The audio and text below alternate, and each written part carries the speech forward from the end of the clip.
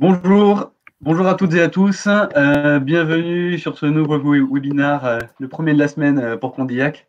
Alors, le premier de la semaine, en réalité, c'est peut-être déjà le 60e depuis le début du confinement. Alors, je vois qu'on est 14 participants actuellement en live. On va attendre un petit peu que le nombre de personnes augmente. Il y avait plus d'une vingtaine de personnes inscrites. Alors, Karim maîtrise déjà Livestorm. Il a remarqué qu'il y avait un chat sur la droite. Je vous invite toutes et tous, si vous souhaitez, à nous poser des questions durant la présentation. Je vais présenter Camille dans un instant. Et là, voilà, c'est vraiment la partie pratique. Parce qu'en fait, pendant la présentation, nous, on a accès au chat. Camille jettera un œil de temps en temps sur les questions que vous pourriez poser. Soit il répondra à la volée, soit il fera un peu du frigo, à mon avis, sur les questions pour y répondre du coup en fin de présentation. Ouais, j'aime bien répondre au tac au tac souvent, mais ouais. Et bien c'est très bien, c'est parfait. Yes. Donc, bonjour à tout le monde, Sébastien, Christine, Karim et les autres. Donc pour la petite anecdote, Camille, moi je l'ai rencontré il y a plus d'un an de ça, ça fait presque un an et demi, à l'époque où j'étais pas encore chez Condillac. C'est rigolo parce que je savais que j'allais y aller. J'étais dans les tuyaux, mais je n'y étais pas encore. J'étais dans une autre structure d'accompagnement à Bordeaux. Et on s'était rencontrés sur un événement organisé à l'époque par le Crédit Agricole, si je ne dis pas de bêtises. Tu me confirmeras. Ouais, Café de la Création. Ouais, Café de la Création dans un. Au Redwood Café. Non, comment il s'appelle déjà Redwood Café. À Talence. Bon, aucune idée de comment il s'appelle. Ouais. Et donc, c'était sur un événement réseau comme ça qu'on s'était rencontrés un soir. Et c'est rigolo parce qu'à l'époque, on avait tilté, on s'était dit ce serait chouette qu'on fasse des trucs ensemble, professionnellement. Et on s'était un peu perdu de vue. Et récemment, du coup, moi, j'ai tilté, je me suis dit non. Entre-temps, évidemment, moi, je suis allé chez Condillac. Je pense que Camille voyait un petit peu ce qu'on faisait, notamment via nos réseaux. Et moi, je voyais ce que Camille faisait via Conquistador durant tout ce temps. Et on s'est dit, bon, il faut qu'on fasse un truc ensemble. Et du coup, je vais laisser Camille se présenter. Donc, toujours le même format, à peu près 1 heure de webinaire, d'accord. On va dire avec 3 gros quarts d'heure de présentation entremêlés de questions qui vous viendraient, vous participant au fur et à mesure. Et on gardera, on va dire, les 10 dernières minutes vraiment pour du question-réponse, donc les questions que vous poserez dans le chat. Ce que fera Camille aussi, c'est à la fin. On ne va pas le faire maintenant, il vaut mieux que ça remonte plutôt à la fin du fil. Il vous donnera accès à un petit calendrier. Si jamais vous souhaitez prendre, je ne sais pas si c'est 10, 15, 30 minutes, pour ceux qui voudraient poser des questions en direct à Camille, mais par la suite. Donc, il vous laissera un lien pour que vous lui posiez des questions via ce calendrier sur Calendly. Vous aurez aussi mon mail, donc je suis disponible sur LinkedIn. Tout. Voilà. Comme d'hab, vous savez comment ça fonctionne, on essaie de donner un maximum, donc prenez ce qu'il y a à prendre. Et Camille, je te laisse te présenter. Yes. Bon, mais bonjour à tous. Bonjour Karim, Christine, Sébastien, Sandy et les autres que je ne vois pas, Quentin. Donc moi, c'est Camille. Je suis le CEO de Conquistador. Donc Conquistador, c'est quoi? C'est un accélérateur d'apprentissage. Donc nous, on fait de la formation professionnelle sur tout ce qui va être growth hacking et lean startup. Donc, Lean Startup, c'est, on va le voir, une méthodologie pour démarrer son projet de façon lean et rencontrer le plus rapidement possible un marché. Et le growth hacking, c'est un peu le grand sujet du jour, c'est finalement comment identifier, développer et optimiser des leviers de croissance pour les entreprises. Donc, pour un petit point de parcours, bon, moi, j'ai un parcours un peu atypique. J'étais à la base tailleur de pierre. Après, je me suis reconverti dans le droit. Voilà. J'ai fait un master 2 en droit. Et puis, dans mes études, j'ai essayé de monter une première boîte à l'époque au Vietnam, puisque j'ai pas mal voyagé. Et je suis revenu après sur la scène parisienne dans une startup qui est assez connue, qui s'appelle Seedup là-bas. Et on faisait des prototypes technologiques pour des groupes français et internationaux, donc Thales, Airbus, Amazon, Google, Facebook, etc. On a bossé pour toutes ces boîtes-là. C'était très sympa. Et donc, moi, j'étais le responsable déjà à l'époque de la croissance. Et j'étais du coup, sur la place parisienne, l'un des premiers growth hackers avec Brice Morin de Dodo.io, etc. Et après, je suis revenu sur mon petit pays basque, Béarn, donc le 64, mais des deux côtés de la frontière, puisqu'il faut savoir qu'il y a aussi un territoire basque côté espagnol. Et du coup, d'ailleurs, moi, j'habite à San Sébastien en Espagne. Et pour redonner un peu toutes les bonnes pratiques que j'avais appris du coup sur la scène parisienne pendant mon parcours d'entrepreneur. Et donc essayer de reconstruire une sorte d'écosystème startup, mais sur notre territoire, le 64, mais plus largement l'Aquitaine, puisqu'on définit notre territoire d'action de la manière suivante. On appelle ça le triangle d'or. Et c'est Bilbao, Toulouse, Bordeaux. Voilà. Voilà donc pour le petit parcours. Et donc je vais peut-être commencer doucement la presse. Oui, vas-y, tu peux commencer doucement la presse. Moi, je pense que c'est un avis très perso. Je ne sais pas s'il est partagé par tous les participants. Ouais. Dans la mesure du possible, réduire un peu au maximum les anglicismes. Ça que ce soit ouais. Je vais faire gaffe à ça. Qui, tu vois. Parce que c'est dans le digital, on sait comment ça fonctionne. Hein. C'est vrai que, alors oui, la petite histoire, c'est comme moi, j'ai une ADN vraiment de start-upper, entre guillemets. Du coup, c'est vrai que j'ai tendance à parler start-up. Donc, il y a beaucoup d'anglicismes. Et je vais essayer, du coup, de simplifier au maximum les choses en termes de vocabulaire. Super, merci beaucoup. Quand même précis. Ok. Vas-y, je te laisse commencer. Tu es roi pendant 45 minutes. Mileshkel, merci en basque. Donc, donc c'est parti. Donc Conquistador, nous on a un petit slogan, c'est apprendre et grandir plus vite. Hein, pour commencer, ça veut dire c'est qu'on croit à tout prix que la courbe d'apprentissage, c'est ce qu'il y a de plus important pour la croissance de votre entreprise. Et on mise là-dessus. Donc ça, je vous ai déjà fait. Pour le moment, on est présent à Bayonne, pour Bordeaux. Ok, tout ça c'est fait. On supporte des entrepreneurs ambitieux avec une infrastructure dédiée. Ça, c'est important quand même. Je l'ai pas bien dit dans la présentation. Je vais parler principalement de ce qu'on faisait en tant que formation professionnelle, mais un petit mot, c'est simplement que nous, on a une sorte d'incubateur. En fait, on prend 6% du capital des boîtes qu'on accompagne et on éduque les entrepreneurs Lean Startup, Growth Hacking, donc aux bonnes pratiques entrepreneuriales pour qu'ils aillent chercher un marché, avoir leur premier client le plus rapidement. Ensuite, on a un fonds d'investissement, donc on investit dans ces boîtes-là une fois qu'ils sont suffisamment matures. Et notre capacité de former des profils talentueux dans le digital nous permet de les injecter directement dans notre écosystème de l'écosystème de Conquistador. Donc on est en plus de ça forcément une communauté puisque tout ce beau monde se croise et a vocation à bosser ensemble.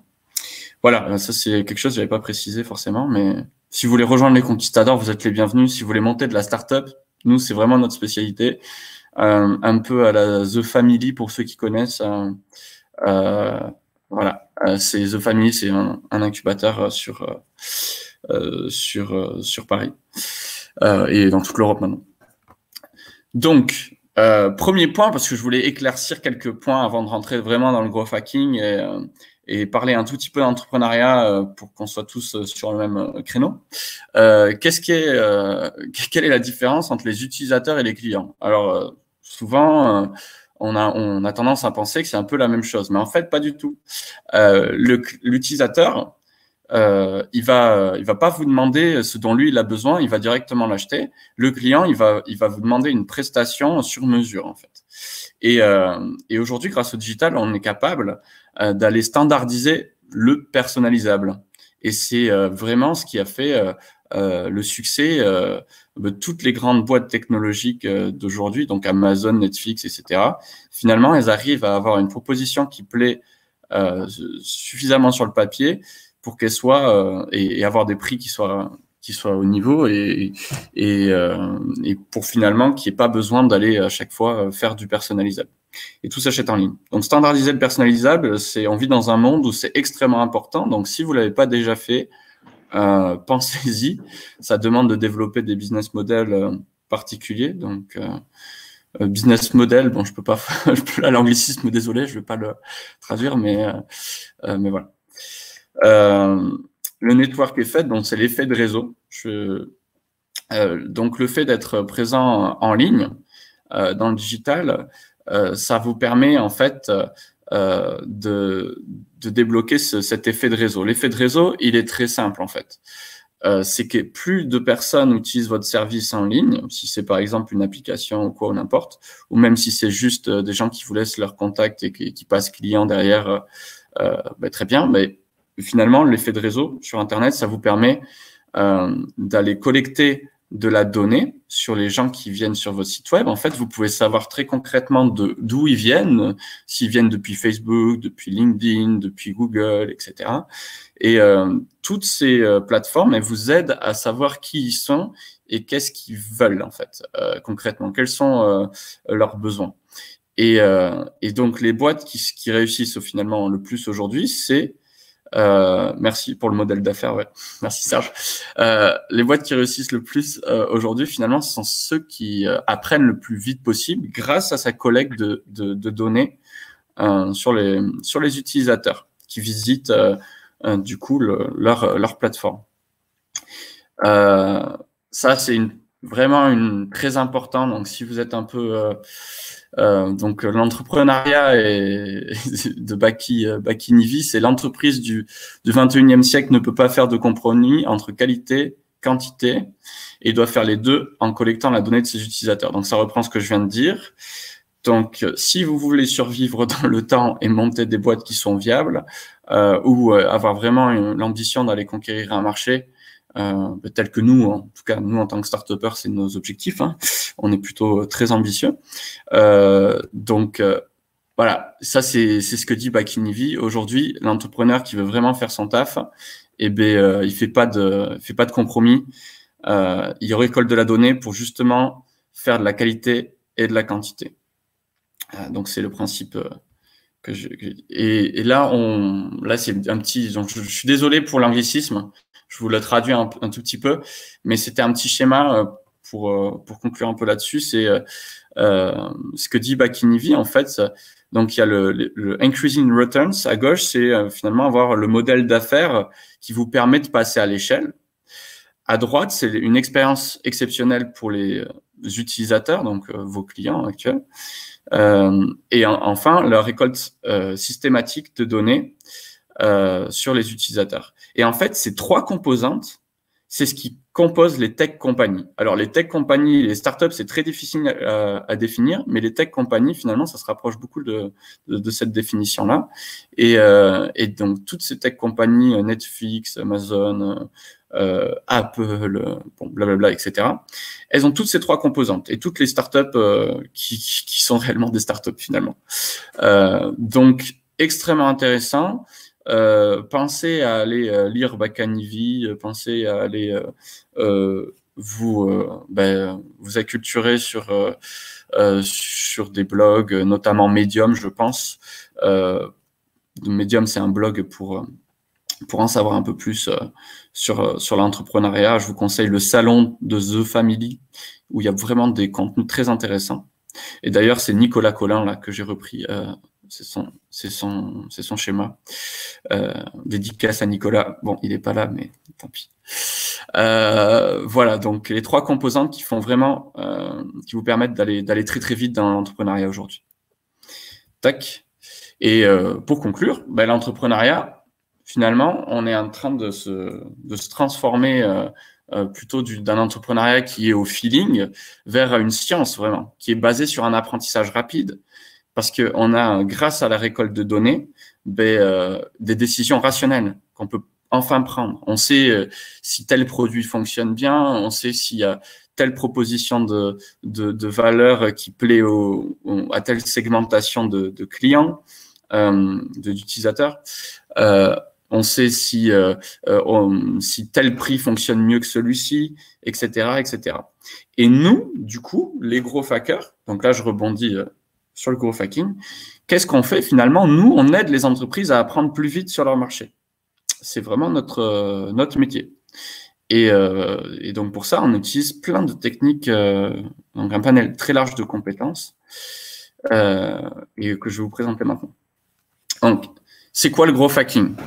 Bon, voilà, je me suis un peu amusé, encore une fois, j'ai une ADN start-upper, donc forcément, les slides, voilà. C'est quoi le growth hacking? Alors, Christine, personnellement, je ne supporte pas, dans le cadre des évaluations, après achat de services ou de produits, d'être prise pour un cobaye. Qu'avez-vous apprécié de l'expérience?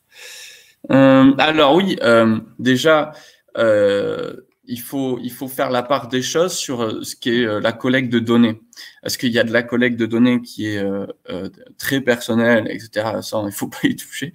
Mais là, les instruments qui sont à la portée de tout le monde aujourd'hui vous permettent simplement d'en savoir plus sur les gens qui viennent sur vos sites web. Mais vous n'allez pas savoir qui c'est précisément, par exemple. Mais vous allez avoir une idée de quel âge ont ces personnes, quels réseaux sociaux ils utilisent, etc. Donc, je pense qu'il faut faire la différence entre les gens qui utilisent la donnée pour vraiment vous viser de manière extrêmement agressive et ils veulent à tout prix que voilà, vous achetez leurs produits, et les gens qui l'utilisent pour améliorer leur service. C'est pas vraiment la même, enfin c'est pas du tout le même principe. Je me permets de compléter du coup ce que tu es en train de dire. Ouais. Encore une fois, hein. C'est en fait le growth hacking, c'est pas quelque chose de nouveau. C'est quelque chose, enfin c'est des techniques en fait qui ont été modernisées, mais en réalité le marketing tel qu'on le connaît aujourd'hui, qui est peut-être apparu déjà dans les années 50, enfin en tout cas de l'après-guerre, Ouais. c'est quelque chose qui existe, qui existait, d'accord. Ouais. Ça s'améliore, on va dire de décennie en décennie. Vous avez chaque fois des révolutions qui se font en interne. Le gros hacking en est une. Et finalement, encore une fois, soit on se dit c'est de la captation de données pour la revendre derrière, soit c'est pour faire de l'amélioration continue. Et je pense que ce que tu es en train de présenter, encore une fois, mais je savais très bien à l'avance que de toute façon, ce sujet, c'est un sujet qui, de toute façon, est un peu clivant. Mais moi, j'aime bien, ça ne me dérange pas. C'est bien, c'est bien. Parce que aussi, ça met les points sur les i sur cette grande question qu'est la data, qu'est la donnée. Ouais. Et ce que tu l'as très bien dit, c'est que nous, par exemple, à aucun moment, on va revendre de la donnée. Oui, voilà. Tu vois, tout ça, même, c'est des pratiques qui sont aujourd'hui interdites par les RGPD. Donc, tout ce que je vais vous parler aujourd'hui, ça respecte complètement la législation européenne. Alors voilà, donc la législation européenne est venue quand même mettre son nez là-dedans avec peut-être un peu de retard, voire beaucoup, mais au moins elle clarifie les choses, et ça c'est important et c'est intéressant, je pense. Yes. Et la deuxième chose, encore une fois, il faut garder à l'esprit qu'en tant qu'entrepreneur, les techniques là qui vous sont données, c'est dans le cadre d'une amélioration continue. D'accord ? Ouais. Et qui dit amélioration continue, c'est pour vous, votre développement, et aussi pour la meilleure expérience de votre client, même si le mot n'est pas parfait. Encore une fois, qu'est-ce qu'il retire de son achat, ou en tout cas de sa visite à minima. Et on verra, il y aura une slide justement qui présente du coup, Christine, justement comment nous on définit l'expérience, et parce que nous on définit le parcours utilisateur, et l'ensemble du parcours utilisateur, ben, c'est synonyme avec l'expérience client. C'est par quel canal il passe dans l'entreprise, tout ce qu'il voit, toutes les interactions qu'il a à faire avec vous, et en fait nous on se pose simplement la question de qu'est-ce qu'on peut améliorer. Et on est sur une optimisation qui est infinie. Voilà. L'évaluation de l'expérience client permet à l'entreprise de s'améliorer. Ouais. Exactement. Je continue doucement, mais sûrement. Donc, c'est quoi le growth hacking? Finalement, le growth hacking, je vous l'ai déjà un peu expliqué, mais on a une méthodologie d'expérimentation rapide guidée par la donnée. Donc, forcément, la donnée, bon, nous, c'est notre dada. On est des as de la donnée. C'est notre fonds de commerce, entre guillemets, de savoir analyser ce qui se passe sur le web. Pour en récolter, en fait, on ne va pas récolter tel ou tel type de données. La donnée, elle a de la valeur uniquement si elle est de qualité. C'est-à-dire qu'il faut imaginer aller récolter, en fait, clairement des chiffres qui vont nous donner des informations si par exemple, je mets 2 publicités face à face sur Facebook et avec 2 propositions de valeurs différentes, donc 2 punchlines différentes, avec le même design, et bien là, je vais aller les lancer avec le même budget de chacune de leur côté, et je vais savoir en fait très très très concrètement avec les statistiques qui sont données ce qui a fonctionné. Ça, par exemple, c'est du growth hacking sur les réseaux sociaux. Ça peut vraiment vous aider dans le temps à optimiser en permanence vos messages et vos ventes, du coup, forcément. Mais je vais en parler encore un peu. Donc, la donnée nous permet de faire beaucoup de choses et finalement, elle analyse 2 choses principales qui sont les attentes et les comportements. Donc, on arrive à analyser les besoins des gens, mais aussi leur comportement. Donc, un comportement, typiquement, c'est telle personne elle fait toutes ses recherches sur Google, elle va pas aller voir les groupes Facebook, par exemple, ou de n'importe quel réseau social. Ça, c'est un comportement typique. Du coup, nous, on va s'adapter au comportement de la cible pour aller mieux la chercher. Je donne un exemple très concret.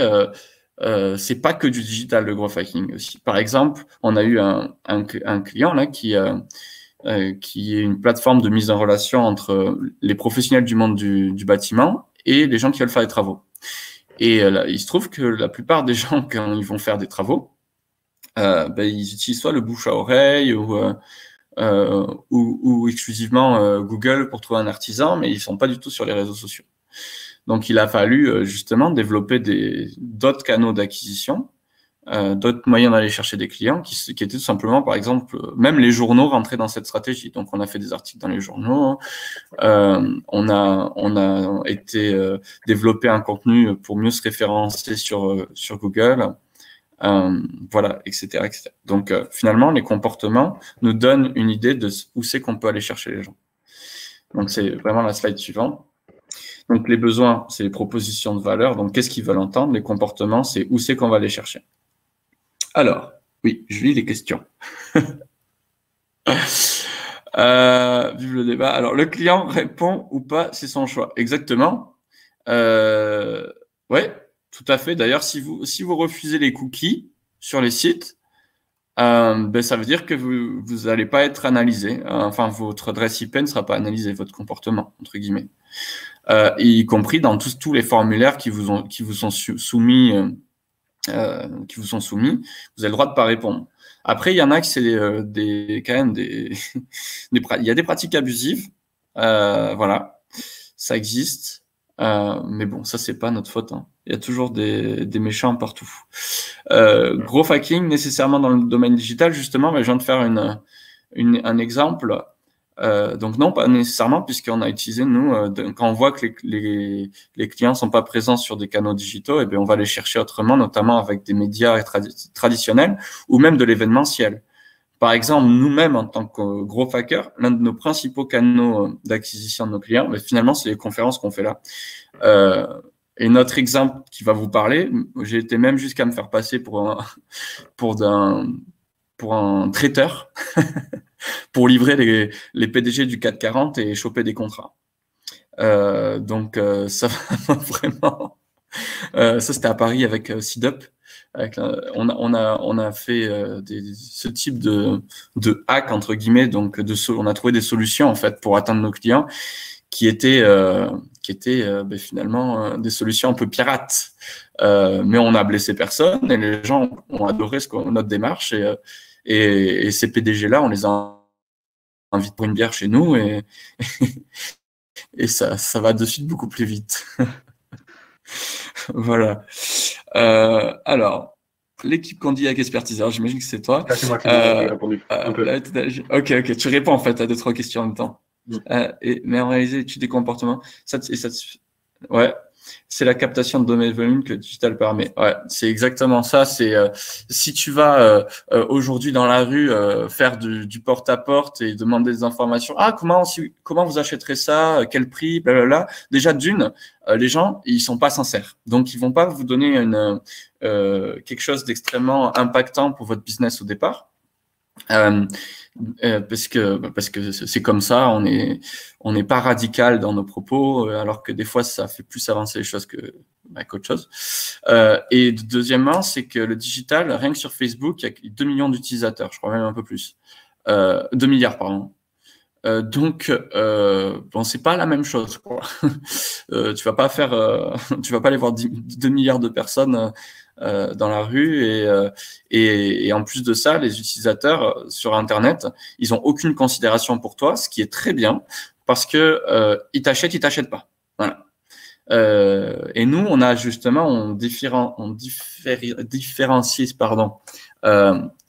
qu'on appelle les vanity metrics, donc les chiffres de l'ego du business réel. Par exemple, avoir tant d'utilisateurs sur un site web, on n'en a rien à foutre.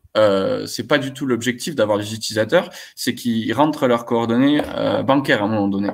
Parce que sinon, on gagne pas sa vie et on n'est pas entrepreneur. Donc, il y a quand même, on peut mesurer beaucoup mieux l'engagement sur le web. Voilà. C'est du hacking tout court. Serge, qu'est-ce qu'on a hacké? Pour le moment, pas grand-chose, mais et parfois dans le descriptif, c'est du commercial marketing, digitalisé. Tout à l'heure, vous aurez une slide, je vais avancer justement pour vous expliquer un peu comment nous, on se différencie. Donc, nous, notre job principal, vous l'avez compris, c'est de se rapprocher au maximum des utilisateurs, leurs attentes et leurs comportements.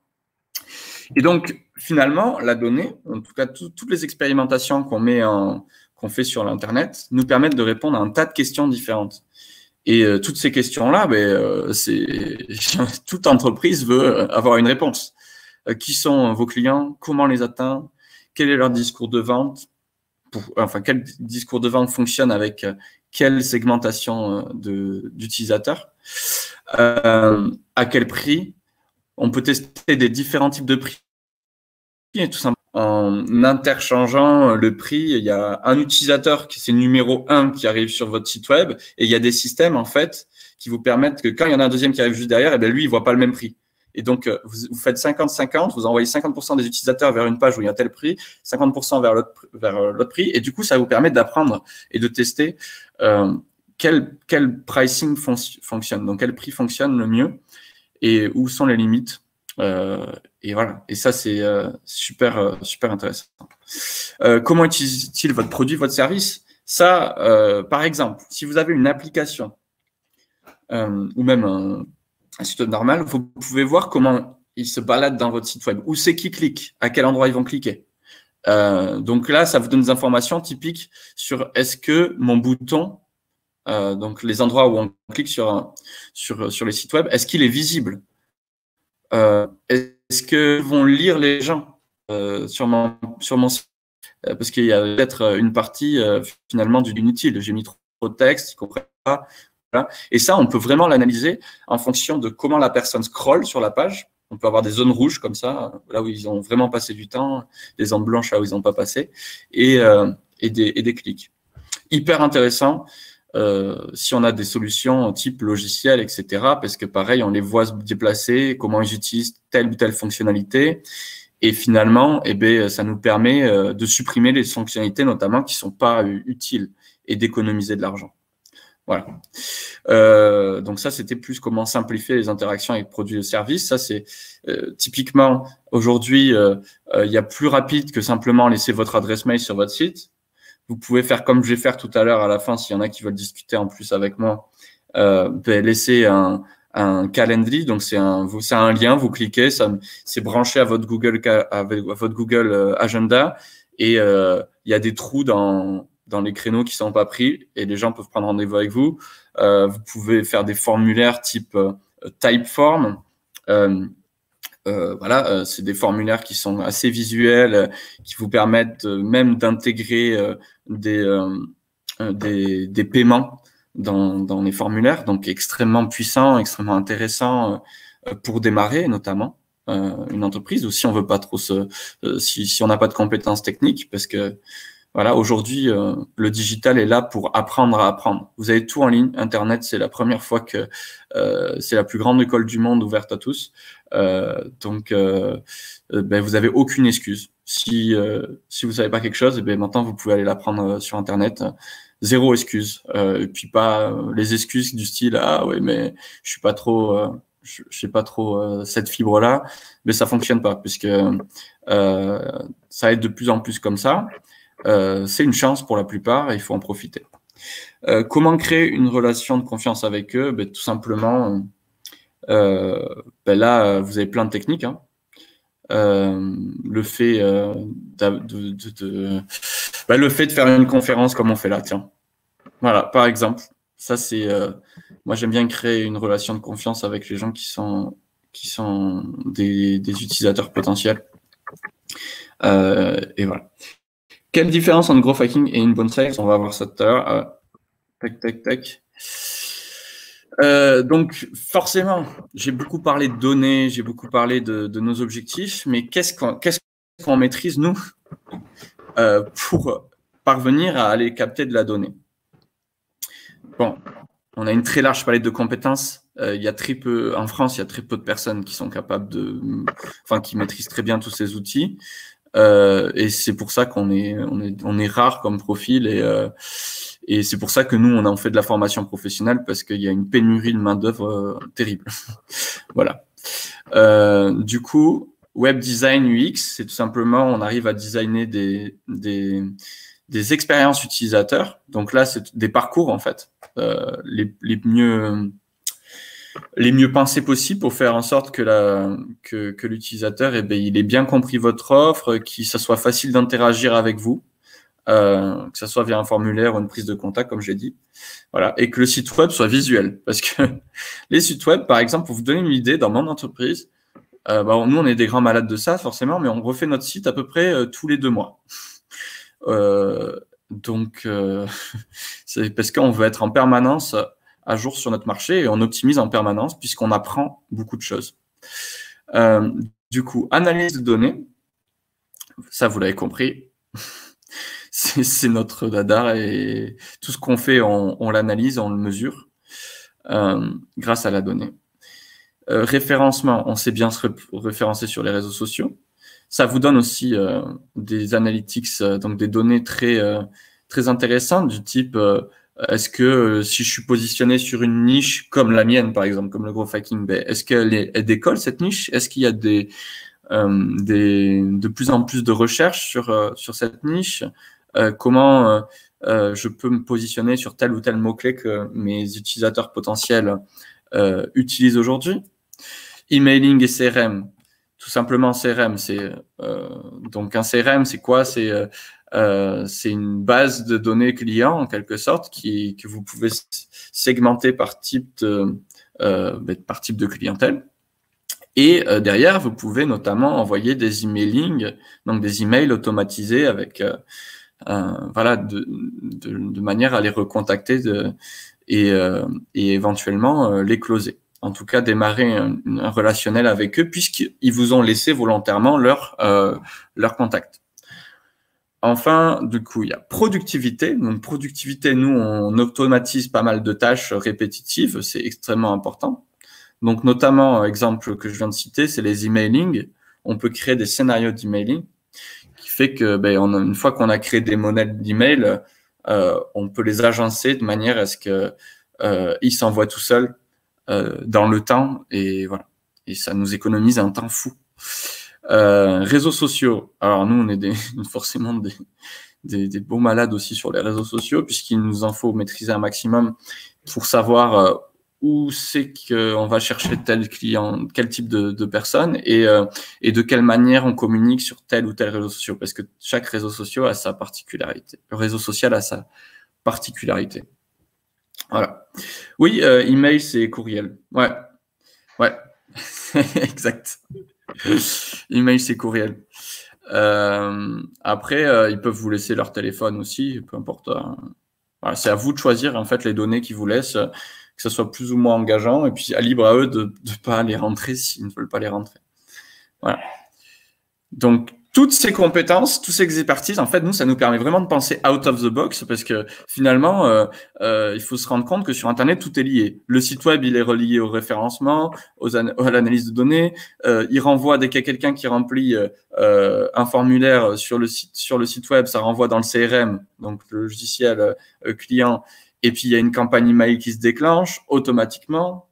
Ça peut créer des tâches équipe, donc dans l'interface de l'équipe, en disant à telle personne, attention, dans 15 jours, il faut que tu le recontactes parce qu'il nous a laissé son email là, il y a quelques temps. Et ensuite, sur les réseaux sociaux, pareil, c'est directement relié à votre site web. C'est toute votre communication entreprise, comment vous voulez construire votre marque. Voilà. Donc, si tu maîtrises tout ça, ça te permet d'avoir une très large vision du web et de savoir où te positionner pour créer de nouveaux leviers de croissance pour la boîte. Donc voilà, nous on est souvent dit hacker, pirate, machin. En fait, la réalité, non, c'est très loin de ça. Nous, on est des pirates dans le sens où on est créatif et technique.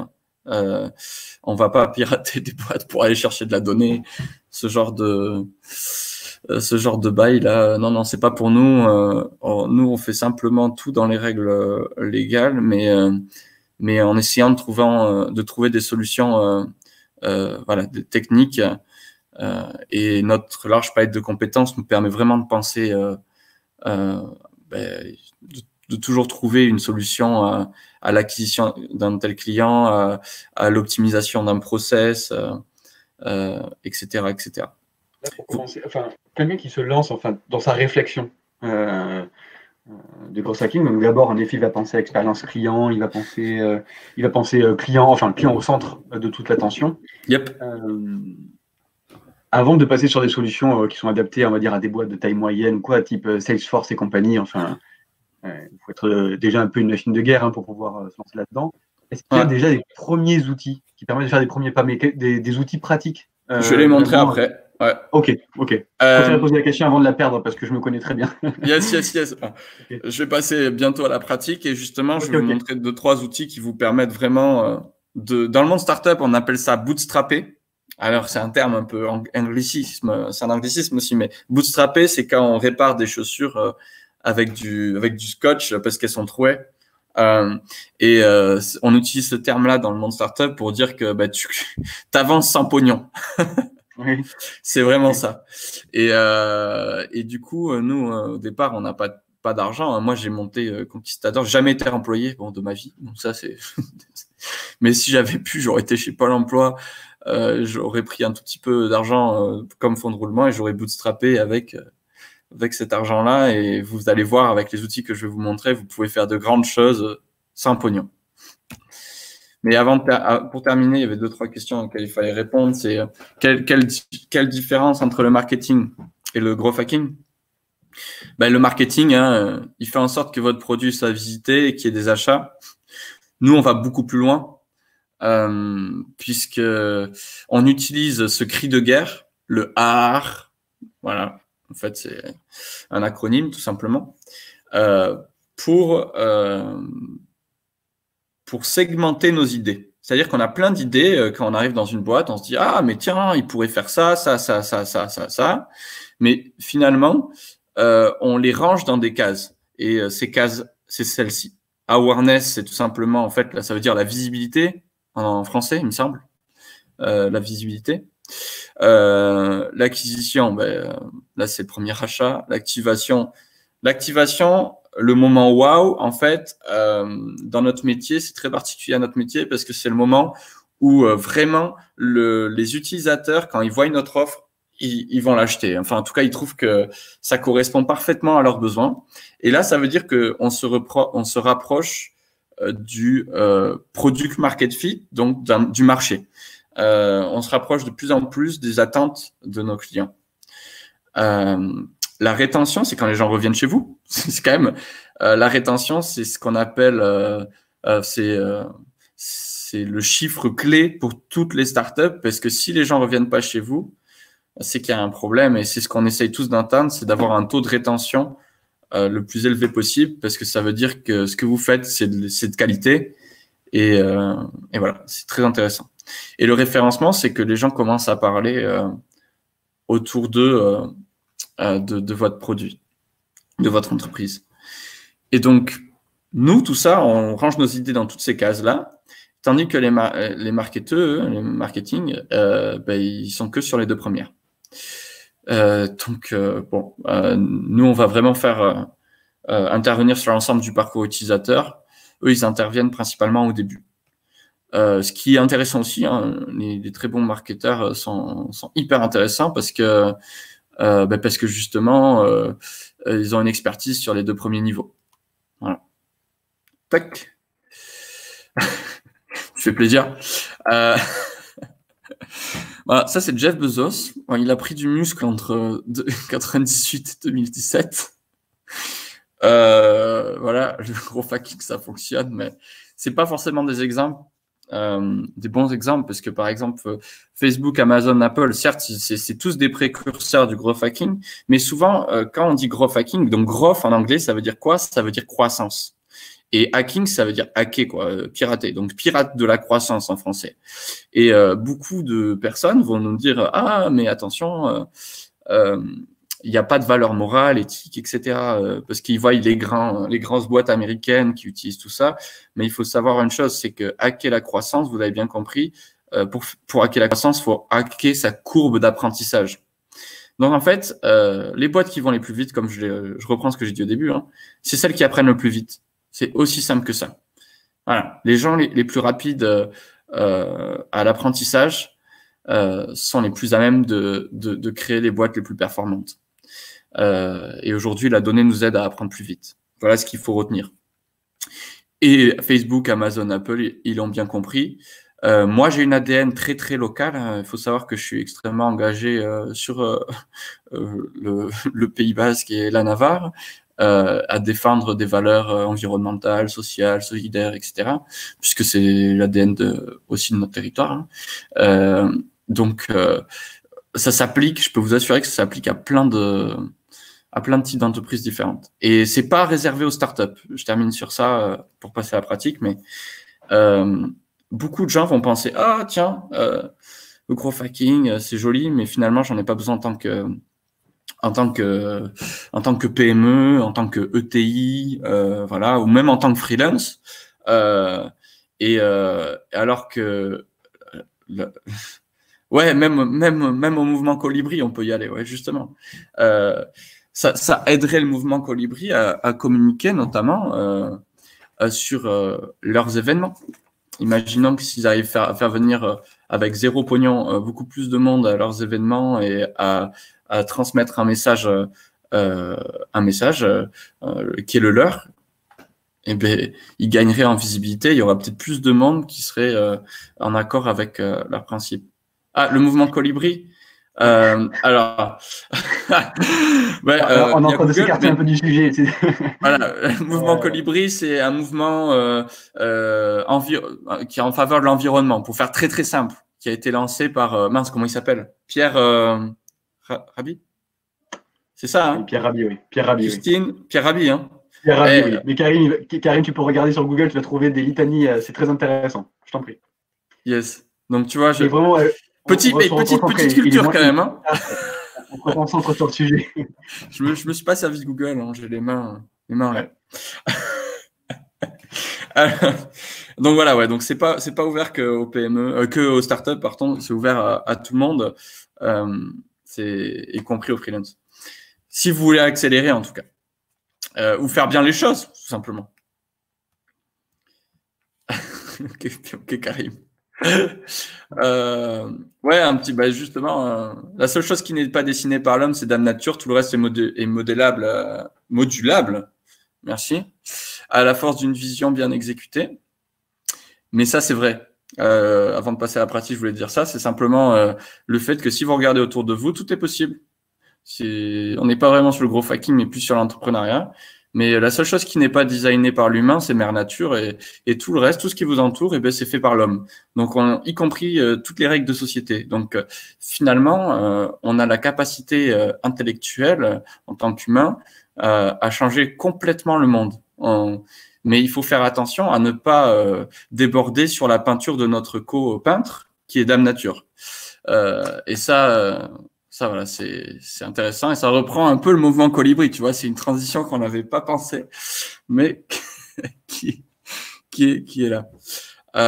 Donc ouais, keep dreaming, donc continuez de rêver, mais surtout monter des boîtes à l'impact. Voilà. Posez-vous bien les bonnes questions, hein. Moi, j'ai 27 ans, il me reste en moyenne 65 ans à vivre, donc pas tant que ça. Et bon, si on peut laisser quelque chose de positif derrière, ça sera quand même intéressant. Non, la nature est designée par la nature. Les arbres, on les a pas designés, par exemple. Les montagnes non plus, les océans non plus. Il suffit juste les animaux non plus. Voilà. Par contre, on a un impact dessus. Yep. Donc, je passe à la pratique. C'est parti, partage d'écran. Alors, on va commencer d'abord sur un premier outil. Alors, non, je vais faire plusieurs outils. Je m'étais sorti tout à l'heure, ça a fermé Calendly, ok, je vais vous montrer ça. Je vais vous montrer notre WordPress. Tac. Et je vais vous montrer le Typeform déjà. Donc, première chose, si vous voulez commencer à monter une boîte et vous créer une page web, déjà, vous avez WordPress. Donc, WordPress, c'est super pratique. Et je vais vous montrer 2-3 petits tips pour faire du concret très rapidement. Donc là, je suis déjà dans l'interface comme si je l'avais déjà installé. Donc, je vais pas on n'est pas là pour vous montrer l'installation sur un serveur, etc. Hein, mais l'idée, c'est que ça, c'est l'interface WordPress. Ça vous aide à gérer facilement votre site web. Ici, vous avez vos pages. Et là, ce que je vais vous montrer, c'est qu'il existe des extensions. Et il y a une partie en particulier, pardon, qui est extrêmement intéressante pour faire du site web très rapidement. Ça s'appelle Breezy. Voilà. Breezy Pro, ou Breezy, vous, tout simplement. Breezy, c'est génial. C'est comment? Ah, vous voyez mon écran, ouais. Ouais, on le voit, mais forcément, comme il est réduit, on perd un peu en qualité. B-R-I-Z-Y. Je vous mets le lien. Ouais, super. Je vous mets le lien. Alors, merde, j'ai pas. Ah ouais, je peux pas, parce que je suis en partage d'écran. C'est pas grave, je vais le. T'inquiète pas. Ah si, attends, si, pardon, je t'avais pas vu. C'est bon. Ça, c'est Breezy. Je vous l'ai mis dans la conversation. Super, merci. Tac. Voilà. Oups. Je reviens dessus. Donc, Breezy, regardez ce que ça fait. Donc, ça marche pour ceux qui connaissent peut-être du style Elementor ou n'importe. Ça marche de la matière suivante. Donc, après, vous allez créer n'importe quelle page. Tac, tac, tac. Donc, je fais modifier, par exemple, nous, notre homepage. Modifier avec Breezy. Et en fait, vous allez voir le principe. Ça va vous permettre de créer une page sans avoir de compétences techniques du tout. Donc, vous voyez, il y a des blocs. Donc là, je peux changer directement, taper mon texte. Là, je peux changer d'image. Je peux changer ici l'image de fond, etc., etc. Et en fait, quand vous arrivez dessus, il n'y a rien. Il y a juste un petit plus comme ça. Donc, quand vous allez cliquer sur le petit plus, vous pouvez choisir des blocs. Donc, il y en a plein. Tac, tac, tac. Et vous cliquez sur un et ça va directement l'importer et vous pouvez le modifier. Un site web préfet depuis le départ, vous allez sur Layout. Et donc là, je vais mettre toutes les catégories. Voilà, ils sont en train d'apparaître, mais votre secteur d'activité, il y a plein de modèles. Voilà. Vous m'entendez toujours? Oui, on t'entend, oui. Ok, très bien. Donc, il y a plein de modèles et vous pouvez vous en servir sans problème. Donc ça, c'est hyper pratique. Moi, je fais tout avec ça pour aller vite, justement. Là, je peux changer le texte, tac. Ok, hyper intéressant. Derrière, je peux, si je veux modifier, mais c'est par bloc. Donc, les blocs, j'ai changé d'ordre. Donc, regardez, là, j'ai mis celui-là en dessous. Tac. Voilà, hyper simple d'utilisation. Vous rentrez directement votre texte, vous importez vos images, elles apparaissent derrière. Quand vous voulez mettre un lien vers une autre page, tout simplement, vous rentrez l'URL de l'autre page en cliquant sur le texte que vous voulez le lier. Vous pouvez l'ouvrir directement dans un nouvel onglet si vous voulez, en cliquant juste sur ça, le faire s'ouvrir dans un nouvel onglet, et voilà, etc. Hyper simple. Christine nous demandait si c'était une version payante ou pas, enfin, si l'extension est payante. Non, celle-là, tout ce que vous voyez là, vous pouvez le faire gratuitement. C'est du gratuit, ok. Ouais. La version payante, elle est uniquement à partir du moment où tu fais plusieurs sites à la fois parce que tu as des clients. Ok. Voilà. Pas intéressant pour vous. Donc, hyper intéressant. Tac. Ça, c'est Breezy. Ensuite, regardez. Imaginons que je fais comme si j'étais à votre place ou voilà, je veux optimiser mon site ou je veux faire en sorte que j'ai une prise de contact plus simple vers mes clients. Donc là, je vais mettre il va falloir que je mette un lien vers un formulaire. Donc là, je mettrai « Contactez-nous » par exemple. Vous voyez et ça, il y a un outil qui est génial qui s'appelle Typeform. Je vais me connecter. Je vais vous mettre le lien aussi. Attendez. Vous aurez le lien.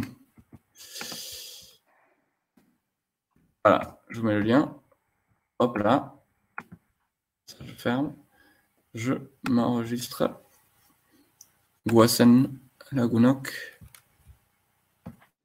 Petite question. De nada. Es olégatique, comme on dit chez nous, en basque. Du coup, ici, je suis dans le Typeform, ok? Là, tout simplement des dossiers. Mais ce qui est génial avec ça, bah, je vais aller sur un, par exemple, je sais pas moi, je vais aller sur celui-là. Télécharger le programme. Et donc, quand vous créez un formulaire, ça s'ouvre de cette manière-là. Des questions que les gens... On commence à perdre un peu en qualité, là. Il y a trop de partage d'écran, on commence à perdre un peu la connexion. Ok. Ça marche toujours pour le moment? Oui, ça marche, tu veux, mais c'est un petit peu haché. Ok, donc je vais aller doucement. Entre le verbal, les 4 écrans. Des anglais. Ouais, il manque de bande passante, ouais. Ce que dit Christine, elle a raison. Ouais, j'arrive. Ça, je peux pas trop faire, mais ça, oui. Ça devrait aller mieux, là. C'est good? Ça devrait aller. Ce que je fais, je désactive ta webcam aussi, hein, d'accord? Ah ouais, merci. Du coup, c'est parti. Donc là, vous avez les questions que vous voulez poser à vos utilisateurs. Tout simplement, ils répondront dedans. Et ça, alors, vous le designez comme vous voulez. Vous pouvez même mettre un début, comme j'ai fait moi là, tac. Vous pouvez mettre une fin, un remerciement. Et vous pouvez même ici, email notification, le fait qu'ils aient rempli, le formulaire, vous pouvez leur envoyer un email automatique. Voilà. Intéressant. Okay. Et vous pouvez en plus... Ouais, tu m'as pas perdu ça. Non, c'est bon, je t'entends. Ok. Et donc, ça, c'était dans... Donc là, j'étais dans Create. Maintenant, dans Connect, vous pouvez en plus se connecter à plein d'autres outils. Alors, je ne sais pas si vous les utilisez ou pas, hein, mais moi, je vous conseille, comme je parlais de CRM tout à l'heure, d'utiliser HubSpot. Parce que si vous utilisez Typeform dans votre site web, voilà, et que les gens remplissent ce formulaire Typeform, et bien, ce qu'ils vont faire, c'est que quand une fois qu'ils l'ont rempli, vous pouvez directement envoyer vos données dans HubSpot. Et donc, regardez, par exemple, si j'ai quelqu'un qui remplit le formulaire. J'attends. Voilà. Donc, quelqu'un qui remplit le formulaire, il arrive directement dans mes contacts ici.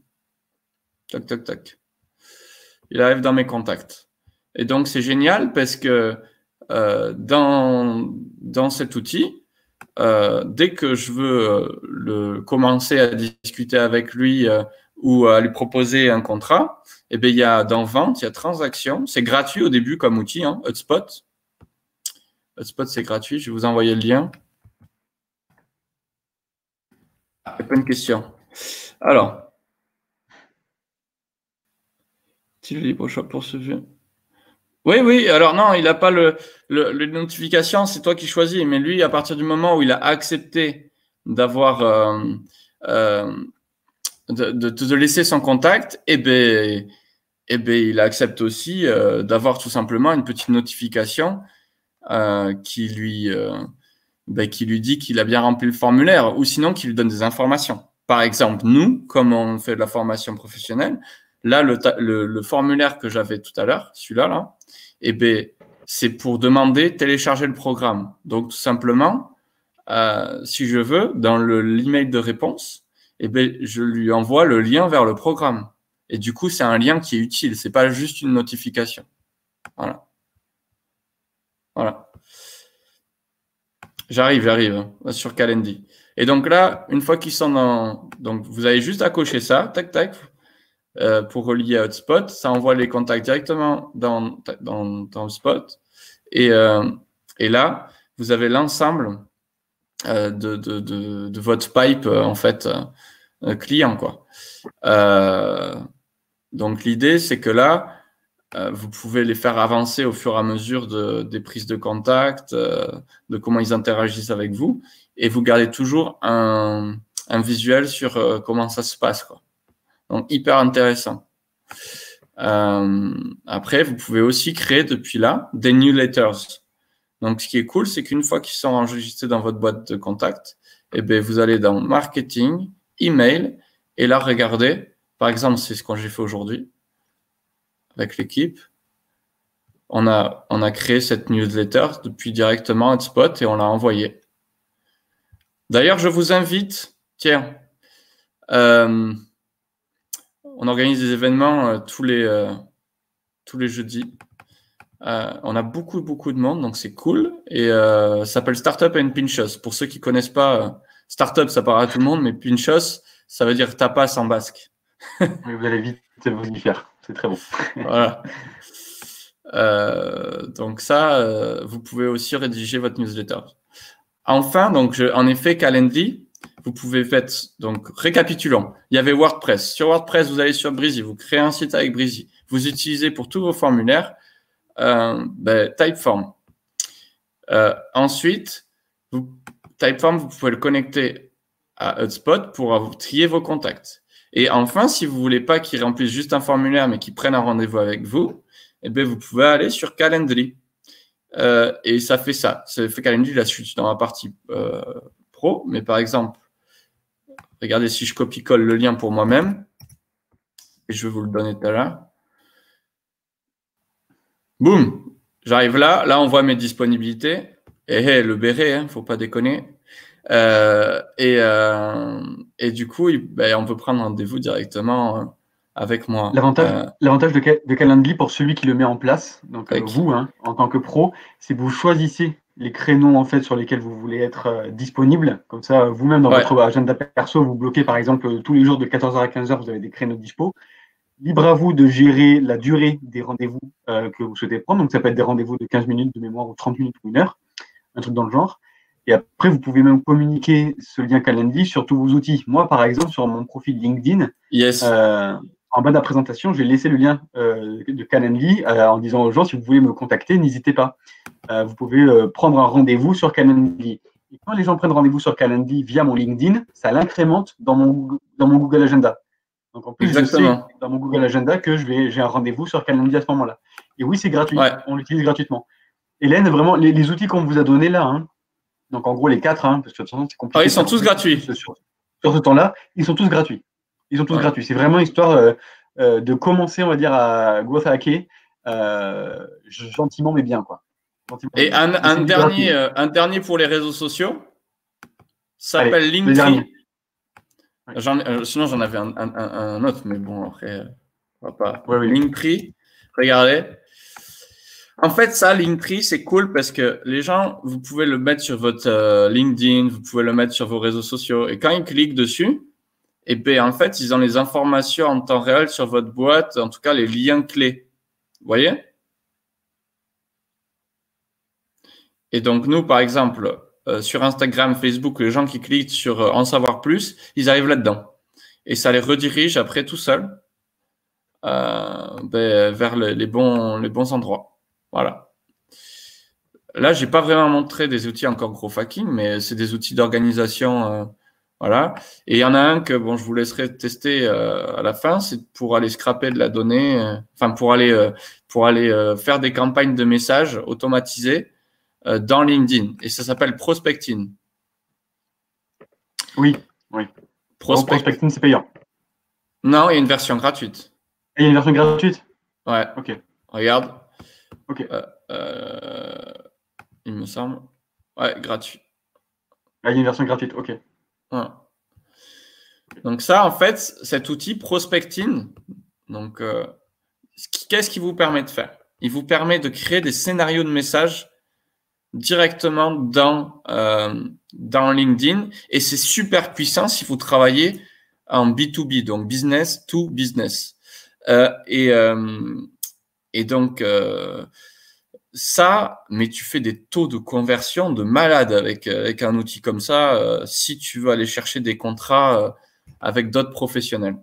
Voilà. Alors, prospecting, faut être malin, hein, parce en effet, ça permet d'automatiser des demandes de contact, en fait, avec des tri préalables que vous avez fait en fonction de métier et de mots-clés, en fait, hein, d'accord? Ouais. Donc, ça va envoyer des demandes automatiques avec des messages que vous aurez vous-même créés auparavant.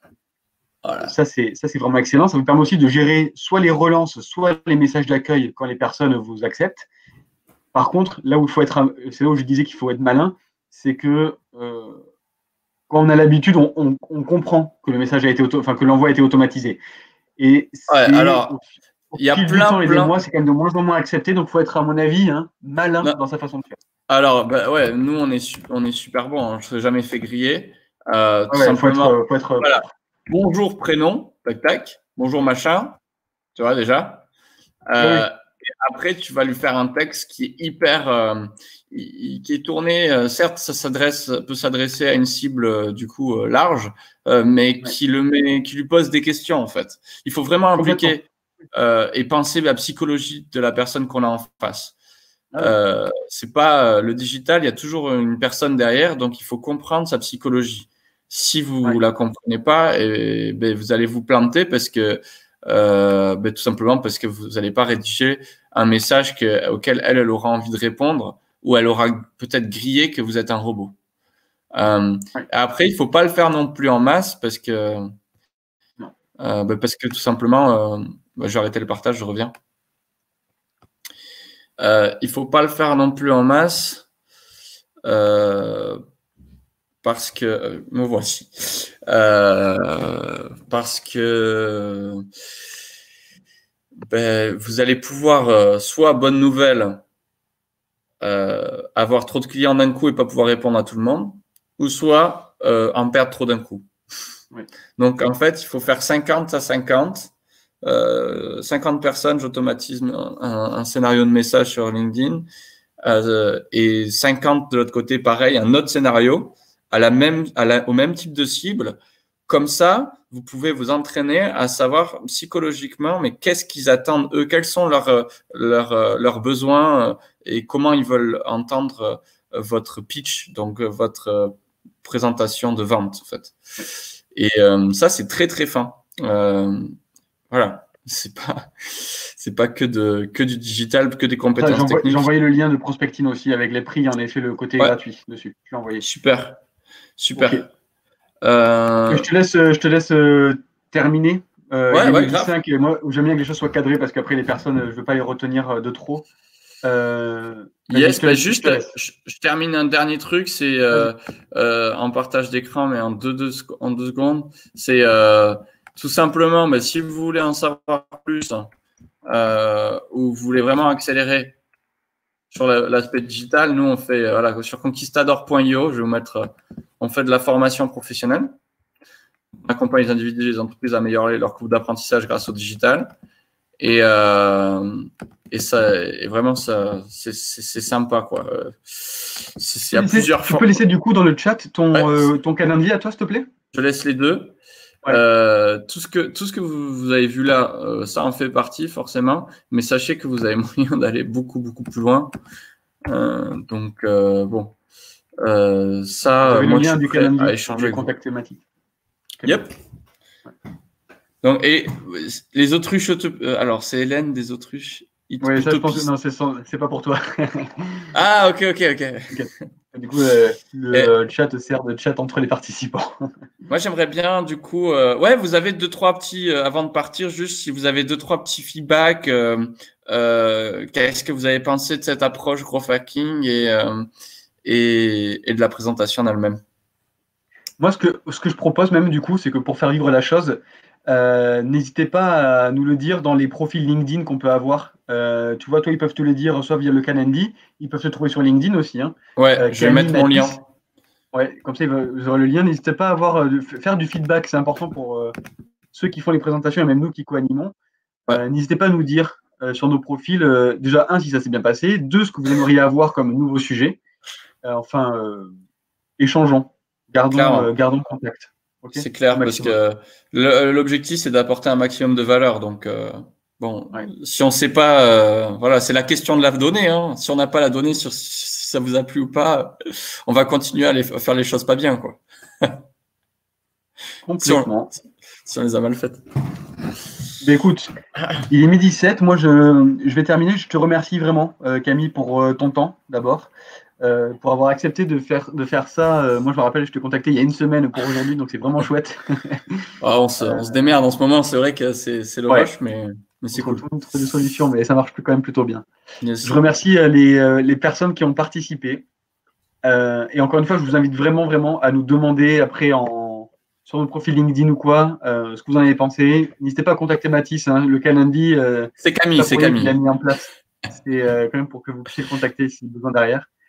Et moi, il ne me reste plus qu'à vous dire au revoir et une très bonne journée. Camille, je sais que nous, on s'appelle par contre dans la foulée pour autre chose. Mais merci à tous.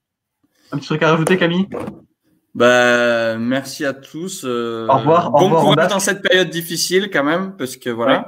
Ouais. Et c'est peut-être le bon moment justement pour vous mettre au digital. Donc, n'hésitez pas à aller voir nos formations parce que franchement, ça vous aidera peut-être à passer, en tout cas à passer à des choses un peu plus flexibles, lean, grâce au digital. Super. Voilà. Écoute, merci beaucoup encore une fois. Allez, ciao, bonne journée à tous. Termine le webinaire. Bye. Au revoir. Au revoir.